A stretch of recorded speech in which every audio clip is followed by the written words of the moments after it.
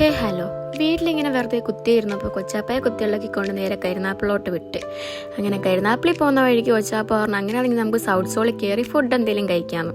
അങ്ങനെ അവിടെ ഫുഡ് കഴിക്കാൻ അവിടെ ഇറങ്ങിയപ്പോൾ അവർ പറഞ്ഞു ഫുഡൊന്നും ഇല്ല, ഫുഡെല്ലാം തീർന്നെന്ന് പറഞ്ഞു. അങ്ങനെ പിന്നെ നേരെ വീട്ടിലോട്ട് വിട്ടു. വീട്ടിലോട്ട് പോകുന്ന വഴിക്ക് ഒരു കടയിൽ കയറി ജ്യൂസ് എന്തെങ്കിലും കുടിക്കാമെന്ന് വെച്ചിട്ട് ഞങ്ങൾ അവിടെ ഇറങ്ങി. അങ്ങനെ അവിടുത്തെ മെനു കണ്ട് ഞാൻ ഞെട്ടി ഗൈസ്. 73 വെറൈറ്റി ഐറ്റംസ് ഒന്നും കൊണ്ട് അവിടെ ഉണ്ട്. ഇപ്പോഴത്തെ ഒരു സ്പെഷ്യലാണെന്ന് മരുഭൂമിയിലാണ്, പക്ഷെ അത് കുടിക്കാൻ ഒരു മൂഡില്ലായിരുന്നു. അങ്ങനെ പിന്നെ എല്ലാവരും പലത് ഓർഡറാക്കി. അങ്ങനെ കിളി പോയ ഐറ്റം വന്നു ഗൈസ്. ഓർഡർ ആക്കിയതായിരുന്നു അത്. അല്ലാ, കിളി പോകുമെന്ന് പറഞ്ഞാൽ ഇമാതിരി ഒരു ഐറ്റം ഞാൻ കുടിച്ചിട്ടുണ്ടാവില്ല. നിങ്ങൾ എന്തായാലും ഇത് ട്രൈ ചെയ്ത് നോക്കണം. അത് ഇവിടെ തന്നെ വന്ന് ട്രൈ ചെയ്ത് നോക്കണം. ലൊക്കേഷൻ ഞാൻ ക്യാപ്ഷനിൽ കൊടുത്തേക്കാം. നിങ്ങൾ എന്തായാലും ഒന്ന് ട്രൈ ചെയ്ത് നോക്കണം. ശരിക്കും കിളി പോകും. ഞങ്ങളെല്ലാവരും കിളി പാറി.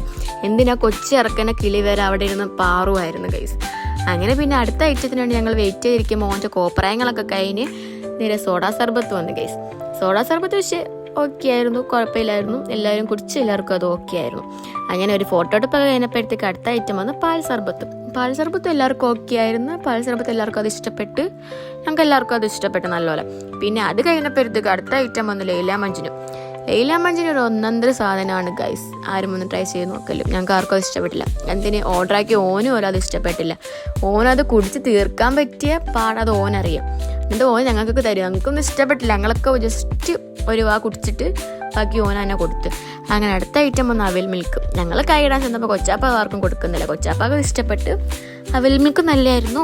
അതൊരു ഓക്കെ ഐറ്റമായിരുന്നു.